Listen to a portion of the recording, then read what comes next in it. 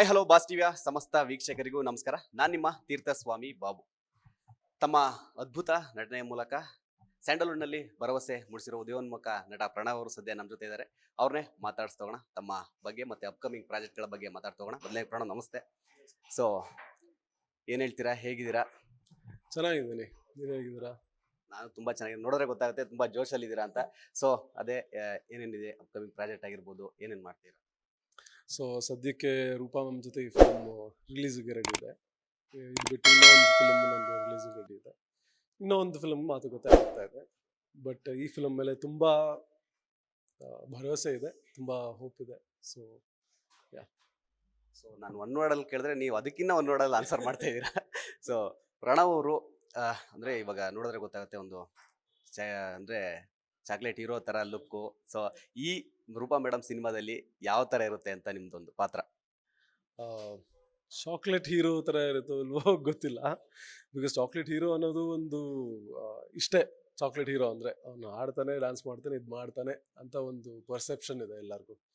So Roopa ma'am ಫಿಲಮಲ್ಲಿ ನಾನು ಬಹುಶಃ ಒಬ್ಬ ಆ್ಯಕ್ಟರ್ಗೆ ಸ್ವಲ್ಪ ಒಂದು ಎಕ್ಸ್ಪೆಕ್ಟೇಷನ್ ಇರುತ್ತೆ. ಈ ಥರ ಒಂದು ಮಾಡಬೇಕು ಆನ್ ಸ್ಕ್ರೀನ್, ನಾವು ಈ ಥರ ಒಂದು ಸೀನ್ ಮಾಡಬೇಕಾದ್ರೆ ಅಂತ. ಸೊ ಎಲ್ಲನೂ ಎಕ್ಸ್ಪೀರಿಯನ್ಸ್ ಮಾಡೋಕ್ಕೆ ಸಿಕ್ಕಿರೋಂತಹ ಪ್ರಾಜೆಕ್ಟ್ ಇದು. ಸೊ ತುಂಬಾ ಫುಲ್ಫಿಲ್ಲಿಂಗ್ ಆಗಿತ್ತು. ಬಿಕಾಸ್ ನನ್ನ ಕ್ಯಾರೆಕ್ಟರ್ ಜರ್ನಿ ಏನಿದೆ, ಆರ್ಕ್ ಏನಿದೆ, ತುಂಬ ಸ್ಟ್ರಾಂಗ್ ಆಗಿದೆ ಆ್ಯಂಡ್ ಇಟ್ಸ್ ಬ್ಯೂಟಿಫುಲ್. ಸೊ ಆ ಆರ್ಕ್ನ ನಾನು ತುಂಬ ಚೆನ್ನಾಗಿ ಎಂಜಾಯ್ ಮಾಡಿದೆ. ಹೇಗೆ ಇವನು ಫಿಲ್ಮ್ ಸ್ಟಾರ್ಟಿಂಗಲ್ಲಿ ಇರ್ತಾನೋ ಕೊನೆಗೆ ತುಂಬ ಬದಲಾವಣೆಗಳಾಗುತ್ತೆ. ಸೊ ಆ ಬದಲಾವಣೆನ ನಾನು ತುಂಬ ಆನೆಸ್ಟಾಗಿ, ತುಂಬ ಪ್ಯಾಷನೇಟಾಗಿ ಎಂಜಾಯ್ ಮಾಡಿದೆ. ಅಂದರೆ ಇವಾಗ ಯಾವುದೇ ಒಂದು ಸಿನಿಮಾದಲ್ಲಿ ಪಾತ್ರ ಮಾಡಬೇಕಂದ್ರೆ ಅದರ ಅಂತ ಅಂದರೆ ಪ್ರಿಪ್ರೇಷನ್ ಇರಬೇಕು, ಪ್ಲ್ಯಾನ್ ಇರಬೇಕು.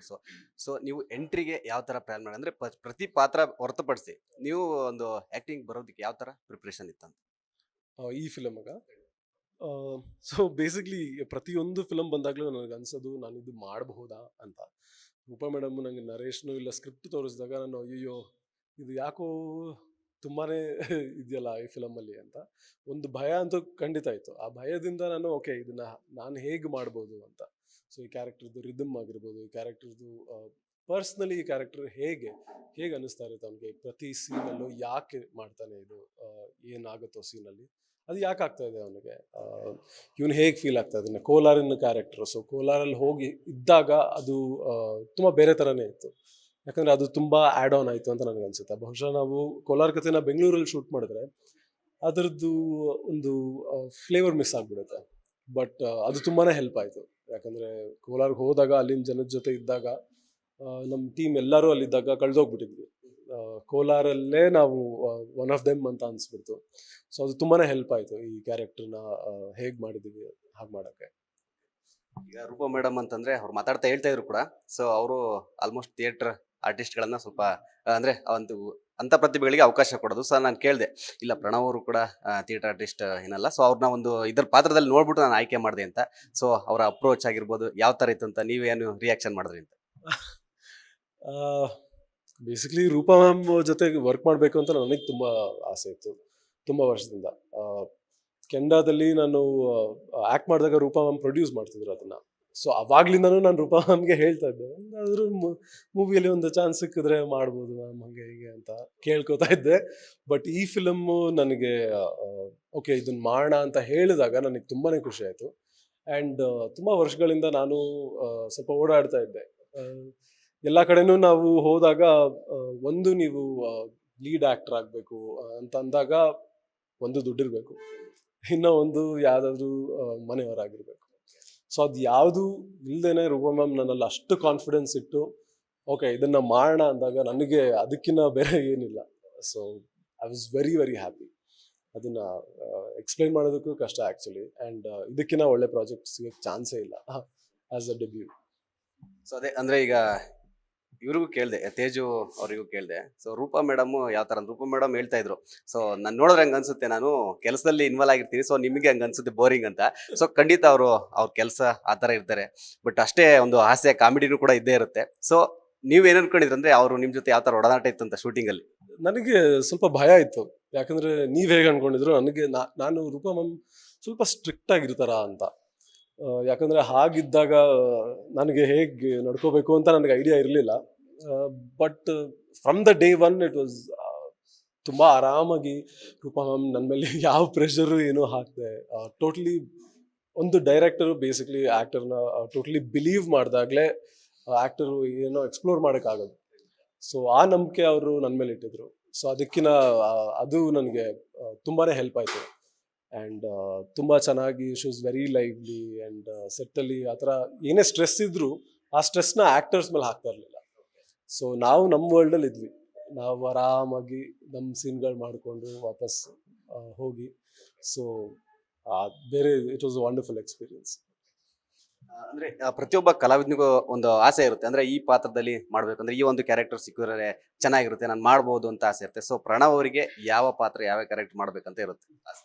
ನನಗೆ ಈ ಫಿಲಮ್ ಮುಂಚೆ ಕತೆ ಹೇಳಿದಾಗ ರೂಪಾ ಈ ಥರ ಏನೋ ಅನ್ಕೋತಾ ಇದ್ದೀನಿ ಅಂದಾಗ ಈ ಫಿಲಮಲ್ಲಿ ಮಾಡಬೇಕು ಅಂತ ತುಂಬ ಆಸೆ ಪಟ್ಟಿದ್ದೆ. ಸೊ ಅದಾಯಿತು. ನೆಕ್ಸ್ಟು ಯಾವುದೇ ಥರ ಪಾತ್ರ ಇದ್ರೂ ಸ್ಕ್ರಿಪ್ಟ್ ತುಂಬ ಚೆನ್ನಾಗಿದ್ರೆ, ಡೈರೆಕ್ಟರ್ ಅವ್ರ ಪರ್ಸ್ಪೆಕ್ಟಿವ್ ತುಂಬ ಚೆನ್ನಾಗಿದ್ರೆ ಅದೆಲ್ಲರೂ ಮಾಡಬೇಕು ಅಂತ ಆಸೆ ಇದೆ. ಸೊ ಎಲ್ಲರಿಗೂ ಆಸೆ ಇರುತ್ತೆ, ನನಗೆ ಸ್ವಲ್ಪ ಜಾಸ್ತಿನೇ ಇದೆ. ಸೊ ಎಲ್ಲ ಥರ ಪಾತ್ರ ಮಾಡೋಣ, ಹೇಗೆ ಹೇಗೆ ಬರುತ್ತೆ. ಬಿಕಾಸ್ ಇದನ್ನೇ ಮಾಡ್ತೀನಿ ಅಂತ ಹೇಳೋಕ್ಕಾಗಲ್ಲ. ಅದು ನನಗೂ ಬೋರ್ ಆಗ್ಬೋದು, ಅದು ಹೋಗ್ತಾ ಹೋಗ್ತಾ ನೋಡೋರಿಗೂ ಬೋರ್ ಆಗ್ಬೋದು. ಬಟ್ ಮೋಸ್ಟ್ ಇಂಪಾರ್ಟೆಂಟ್ಲಿ ಒಂದು ಆ್ಯಕ್ಟರ್ ಆಗಿರೋದು, ಡಿಫ್ರೆಂಟ್ ಕ್ಯಾರೆಕ್ಟರ್ಸ್ ಅವ್ರು ಎಲ್ಲಿಂದ ಬಂದಿರ್ತಾರೆ, ಅವ್ರು ಯಾಕೆ ಏನು ಮಾಡ್ತಾರೆ, ಯಾಕೆ ಮಾಡ್ತಾರೆ ಅನ್ನೋದು ಎಕ್ಸ್ಪ್ಲೋರ್ ಮಾಡೋದೇ ಮಜಾ ಅಲ್ವಾ. ಸೊ ಒಂದು ಆ್ಯಕ್ಟರ್ ಆಗಿ ಎಲ್ಲನೂ ಮಾಡ್ಬೇಕಂತ ಆಸೆ ಇದೆ. ನಟನೆ ಜೊತೆಗೆ ಪ್ರಣವ್ ಅವರು ಬೇರೆ ಏನೇನ್ ಮಾಡ್ತಾರೆ, ಬೇರೆ ಏನೇನ್ ಆಕ್ಟಿವಿಟೀಸ್ ಇರುತ್ತೆ ಫ್ರೀ ಟೈಮಲ್ಲಿ ಆಗಿರ್ಬೋದು, ಬೇರೆ ಏನೇನ್ ಮಾಡ್ತೀರಾ ಅಂತ?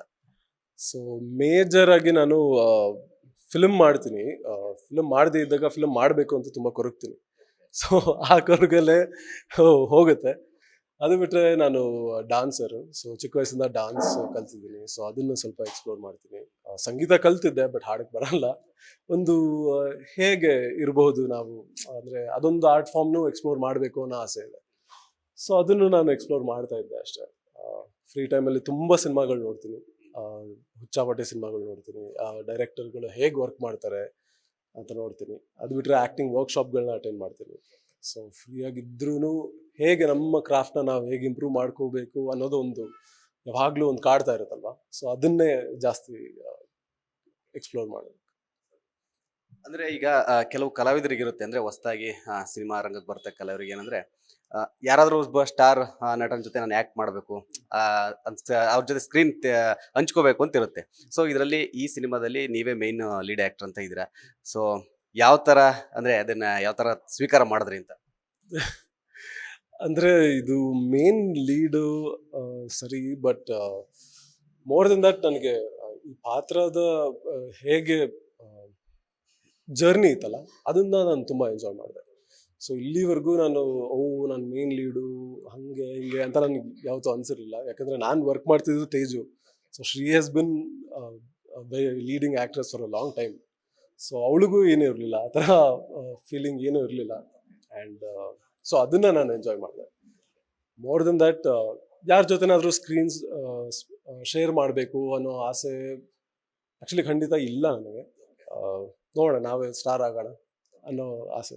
ಸೊ ಅದೇ ಹೇಳಿದ್ ನಾನು, ಅಂದ್ರೆ ಯಾರ ಜೊತೆನೋ ಕೆಲವ್ರಿಗೆ ಆಸೆ ಇರುತ್ತೆ, ಅಂದ್ರೆ ಈ ತರ ಹೀರೋ ಜೊತೆ ನಾನು ಇದ್ರೆ ಸಾಕಂತ. ಸೊ ಇದ್ರಲ್ಲಿ ನೀವೇ ಮೇನ್ ಲೀಡ್ ಆಗಿದ್ರೆ, ನೀವೇ ಸ್ಟಾರ್ ಆಗೋಕೆ ಹೊರಟಿದ್ದೀರಾ. ಸೊ ಅದ್ರ ಬಗ್ಗೆ ಏನ್ ಹೇಳ್ತೀರಾ ಅಂತ?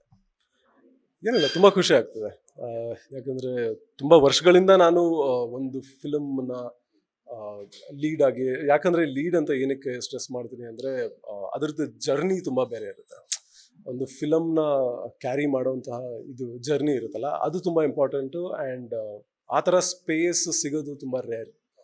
ಸೊ ಆ ಆಪರ್ಚುನಿಟಿ ಸಿಕ್ಕಿದೆ, ತುಂಬಾ ಖುಷಿ ಇದೆ. ಸ್ವಲ್ಪ ನರ್ವಸ್ ಆಗೂ ಇದ್ದೀನಿ, ರಿಲೀಸ್ ಹೇಗಾಗುತ್ತೆ ಏನಾಗುತ್ತೆ ಅಂತ. ಬಟ್ ಶೂಟಿಂಗ್ ಹೇಗೆ ನಡೀತು ಅದ್ರ ಮೇಲೆ ತುಂಬ ಕಾನ್ಫಿಡೆನ್ಸ್ ಇದೆ. And absolutely love the whole journey. So still ಅಂದ್ರೆ ಶೂಟಿಂಗ್ ಆಗಿರ್ಬೋದು, ಟಿಲ್ ಎಂಡ್ ರಿಲೀಸ್ ತನಕನೂ ಸಾಕಷ್ಟು ಶ್ರಮ ಇದ್ದೇ ಇರುತ್ತೆ. ಸೊ ನಿಮ್ ಕಡೆಯಿಂದ ರೂಪಾ ಮೇಡಮ್ಗೆ ಏನಾದ್ರು ಸಜೆಷನ್, ಈ ತರ ಮಾಡಿ ಮೇಡಮ್, ಆ ತರ ಮಾಡಿ ಅಂತ ಹೇಳಿದೀರಾ ಅಂತ? ಇಲ್ಲ, ನನ್ನ ಕಡೆಯಿಂದ ಸಜೆಷನ್ ಅಂತ ಏನಿಲ್ಲ. But Roopa ma'am is always very open to suggestions. ಕೆಲವೊಂದು ಸೀನ್ ಮಾಡಬೇಕಾದ್ರೆ ನಾನು ಈ ಥರ ಬ್ಲಾಕಿಂಗ್ ಮಾಡ್ಬೋದಾ, ಆ ಥರ ಮಾಡ್ಬೋದಾ ಅಂತ ತುಂಬ ಫ್ರೀಡಮ್ ಕೊಟ್ಟರು ಆ್ಯಕ್ಟರ್ಸ್ಗಂತೂ. ನೀವು ಹೇಗೆ ಮೂವ್ ಆಗಬೇಕು ಹಾಗೆ ಮೂವ್ ಆಗ್ಬೋದು. ನಿಮಗೆ ಬೇರೆ ಏನಾದರೂ ಹೇಳಬೇಕು ಅಂದರೆ ಅದು ಹೇಳ್ಬೋದು, ಬಟ್ ಅದನ್ನು ಮುಂಚೆನೇ ಡಿಸ್ಕಸ್ ಮಾಡ್ತಿದ್ವಿ. ಬಟ್ ಅದೇ ಯಾವಾಗಲೂ ಹೇಳ್ತಾ ಇರ್ತೀನಿ, ಫಿಲಮ್ ಮಾಡೋದು ಎಷ್ಟು ಎಂಜಾಯಬಲ್ ಆಗಿರೋದು, ಫಿಲಮ್ ರಿಲೀಸ್ ಟೈಮಲ್ಲಿ ಅಷ್ಟೇ ಆಪೋಸಿಟ್ ಇರುತ್ತೆ. ನಮಗೆ ಅಷ್ಟೇ ನರ್ವಸ್ನೆಸ್ ಫೀಲ್ ಆಗುತ್ತೆ ಆ್ಯಂಡ್ ಜನ ಹೇಗೆ ರಿಸೀವ್ ಮಾಡ್ತಾರೆ ಅನ್ನೋದು ಒಂದು ಸ್ವಲ್ಪ ಭಯ ಇದ್ದೇ ಇರುತ್ತೆ. But I think Roopa ma'am she is experience this before, so ನಾನು ಅವ್ರ ಹಿಂದೆ ಫಾಲೋ ಮಾಡ್ಕೊಂಡು ಹೋಗ್ತಾ ಇದ್ದೀನಿ ಈ ಸಲ ಅಷ್ಟೇ. ಸೊ ಪ್ರಣವ್ ಅವರು ಇವಾಗ ಅಂದರೆ ರಿಲೀಸ್ಗೆ ರೆಡಿ ಆಗಿರೋ ಪ್ರಾಜೆಕ್ಟಲ್ಲಿ ಬ್ಯುಸಿ ಇದ್ದೀರಾ. ಸೊ ಬೇರೆ ಬೇರೆ ಯಾವ್ಯಾವ ಪ್ರಾಜೆಕ್ಟ್ ಯಾವ್ಯಾವ ಕೆಲಸ ಮಾಡ್ತಾ ಇದ್ದೀರಾ ಅಂತ? ಇವಾಗ ಸದ್ಯಕ್ಕೆ ಒಂದು ಕನ್ನಡ ಫಿಲಮ್ನ ಶೂಟ್ ಮಾಡ್ತಾ ಇದ್ದೆ. ಸೊ ಅದು ಬಿಟ್ಟರೆ ಇನ್ನೂ ಒಂದು ಫಿಲಮ್ದು ಮಾತುಕತೆ ಆಗ್ತಾ ಇದೆ. ಸೊ ಈ ಫಿಲಮ್ ಆದಮೇಲೆ ನೋಡೋಣ ಹೇಗೆ ನಡೆಯುತ್ತೆ ಏನೋ ಅಂತ. ಈ ಸಿನಿಮಾದಂತೂ ಯಾವುದೇ ಕ್ಲೂ ಕೊಡಲಿಲ್ಲ. ಅಪ್ಕಮಿಂಗ್ ಪ್ರಾಜೆಕ್ಟ್ ಏನಾರು ಹೇಳ್ತಾರೆ, ಅದರಲ್ಲಿ ಏನಾದ್ರು ಮೇನ್ ಲೀಡ್ ಅಥವಾ ಹೀರೋ ಏನಂತ? ಇಲ್ಲ ಅದು ಇನ್ನೂ ಮಾತುಕತೆ ಆಗ್ತಾ ಇದೆ. ಸೊ ಅದು ಹೇಳೋದಕ್ಕೂ ತುಂಬ ಮುಂಚಿತವಾಗಿ ಮಾತಾಡ್ತಾ ಇದ್ದೀವಿ ನಾವು. ಬಟ್ ಈ ಫಿಲಮ್ ಏನು ಎತ್ತ ಅನ್ನೋದನ್ನ ಐ ಥಿಂಕ್ ಒಂದು ತಿಂಗಳಲ್ಲೆಲ್ಲ ಗೊತ್ತಾಗುತ್ತೆ ಅನ್ಸುತ್ತೆ. ಮ್ಯಾಮ್ ಏನೋ ಪ್ಲ್ಯಾನ್ ಮಾಡ್ತಾ ಇದ್ದಾರೆ, ಪೋಸ್ಟರ್ ರಿಲೀಸ್ ಮಾಡೋದಾಗಲಿ ಇಲ್ಲ ಟೀಸರ್ ಆಗಲಿ. ಸೊ ಅವಾಗ ಒಂದು ಕ್ಲಿಯರ್ ಕಟ್ ಐಡಿಯಾ ಬರುತ್ತೆ. ಸೊ ಇಷ್ಟೊತ್ತು ನಮ್ಮ ಪಾಸಿಟಿವ್ ಜೊತೆ ನಿಮ್ಮ ಬಗ್ಗೆ, ಅಪ್ಕಮಿಂಗ್ ಪ್ರಾಜೆಕ್ಟ್ ಬಗ್ಗೆ ಎಲ್ಲದೂ ಕೂಡ ಸಾಕಷ್ಟು ವಿಚಾರಗಳನ್ನು ಹಂಚ್ಕೊಂಡ್ರಿ. ಸೊ ನಿಮಗೂ ಅಷ್ಟೇ ನಿಮ್ಮ ಚಿತ್ರದ all the best. Thank you so much. So ನೋಡಿದ್ರಲ್ಲ, ಇದಿಷ್ಟು ಪ್ರಣವ್ ಅವರ ಮಾತು. ಕ್ಯಾಮ್ರಾ ಪರ್ಸನ್ ಲಿಖಿತ್ ಜೊತೆ Theerthaswamy Babu, Boss TV Bengaluru. Latest ಹಾಗೂ ಇಂಟ್ರೆಸ್ಟಿಂಗ್ ಸುದ್ದಿಗಳಿಗಾಗಿ ಬಾಸ್ ಟಿವಿ ಕನ್ನಡ ಚಾನೆಲ್ನ ಸಬ್ಸ್ಕ್ರೈಬ್ ಮಾಡಿ. ಹಾಗೆಯೇ ಬೆಲ್ ಐಕಾನ್ ಪ್ರೆಸ್ ಮಾಡಿ. ಇದರ ಜೊತೆಗೆ ಫೇಸ್ಬುಕ್, ಇನ್ಸ್ಟಾಗ್ರಾಮ್, ಎಕ್ಸ್ನಲ್ಲೂ ಮಿಸ್ ಮಾಡದೆ ಫಾಲೋ ಮಾಡಿ.